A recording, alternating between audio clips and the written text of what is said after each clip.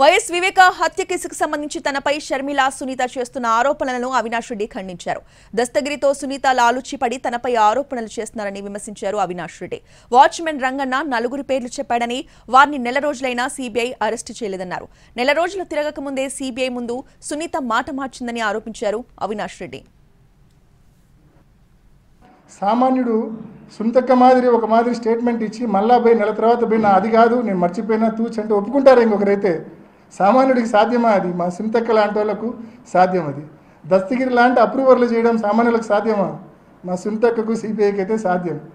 కాబట్టి ఏది ఏమైనా వీళ్ళు ఎన్ని కుట్రలు చేసినా, చంద్రబాబు కుట్రల్లో కుతంత్రాల్లో భాగంగా వీళ్ళు ఏమి చేసినా సరే న్యాయ వ్యవస్థ మీద సంపూర్ణమైన విశ్వాసం ఉంది.